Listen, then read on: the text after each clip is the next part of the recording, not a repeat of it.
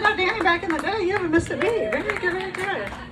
Okay, we're going to keep it going. Our next comedian of the night is the very funny Victor Lopez. Yeah. He's been on our show before, right? Pardon me? He's been on the radio. Yeah, Victor's been a stand-up for news guest. And Stand Up for News. clap, clap. I want to thank the crew of Stand Up for News. Robin, thank you so much for having us. We appreciate the host, and y'all don't forget to take care of that bartender in there. She's hustling for us.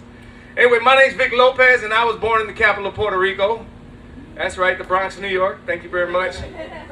Yeah, but now I live here, and it's awesome, you know, because everybody here is so accepting, you know what I'm saying? Like back home, they call me a raging alcoholic, you know? Over here, I'm just a moderate drinker. It's pretty cool, I'm going to tell you, man. I'm going to tell you, I love being here. But yeah, while I was on my way here, when I found out I was performing, I was so nervous.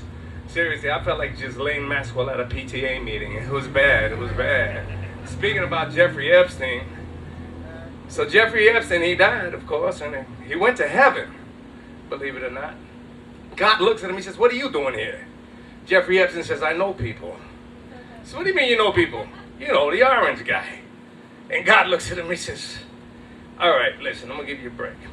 If you can confess your sins, we might give you a chance." Jeffrey says, "Well, my first major cardinal sin, Lord, was that I committed suicide. And allegedly." And God says, "Well, all right, at least you confess to that." He says, "And what else?" He says, "Well, I used to have relations with underage girls." God says, "What do you mean underage?" He says, 14 to 16. God says, "What are you kidding me? Mary was only 13. Get in here. What are you, nuts?" Crazy, man. I know, dark. I love it, though.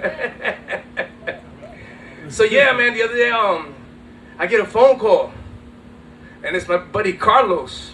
I'm like, "Oh man, it's Carlos Rodriguez, man. That's my boy." I'm like, "Yo, Carlos, what's up, man? How you doing, papa?" He's like, "Nah, Vic, it's Carl."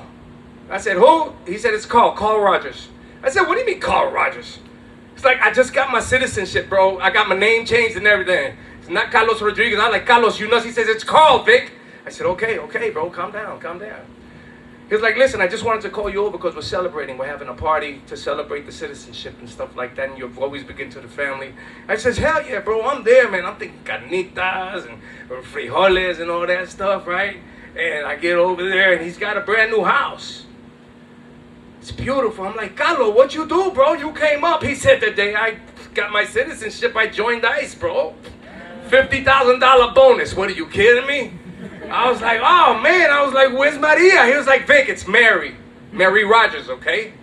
I says, "Okay, easy, bro." So we get in the back, and I'm, expecting to hear "Born in the USA, I was," and I'm like, "Damn, bro, you really flipped the script, didn't you?" I was like, "Where's little Jose?" You mean little Joey? I said, "Yeah." He said, "Over there." I said, "Oh, what the hell?" Blonde hair, blue contacts. I'm like, "Dude." And I go to the back, and I'm expecting food, frijoles and all that stuff. They're having hamburgers and hot dogs and potato salad. What Mexican makes potato salad? Are you out of your mind? So I go, "Hey, what about Abuelita? Was Abuelita?" He said, "We deported her." I was like, "What?" It was like $10,000 a person, bro. I was like, "What about Titi? What about your uncle and your aunt?" "Yep, we deported them too." I was like, "What? You crazy, bro. Why?" He was like, "Look, $10,000 a piece. We bought a rancho down in Mexico. We opened up an Airbnb, man. Are you kidding me? We're about to take over a new cartel, man. Everything's groovy, bro. Everything's groovy." Yeah, I looked at him. I was like, "Bro, you're crazy." But the truth is, a lot of this immigration stuff is not about us. It's about those Arab-looking terrorist people, not for nothing. They look just like us. You take a picture of Saddam Hussein and put a sombrero on him, Pancho Villa. Put a towel on my head. Yep.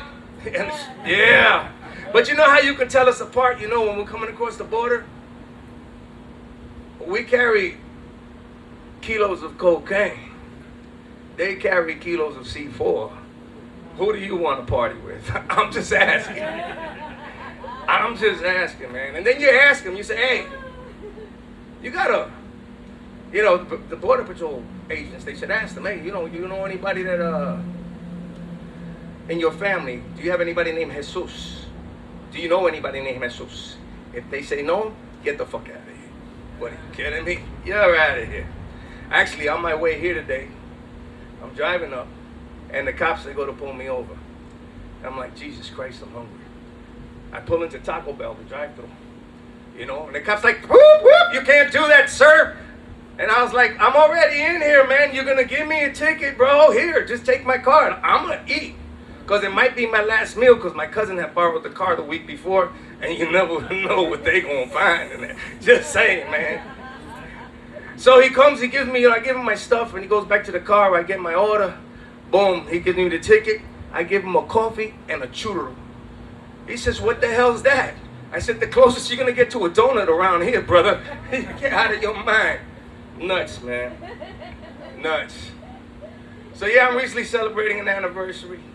Going on 13 years now. Thank you. The secret to a good relationship like that is communication. The less you communicate, the better you get along. And I'm serious. I recently found out, unfortunately, that my wife is allergic to Jameson whiskey. No kidding. The more I drink, the angrier she gets. She starts swelling up, blood starts coming out her eyes. It's sad. The other day we go to the bar and we're sitting there and we're drinking, and she looks at me, she says, what's it gonna take? What's it gonna take for you to stop drinking? Babe, please. And I said, well, when I wake up in the morning, you could be nice to me. You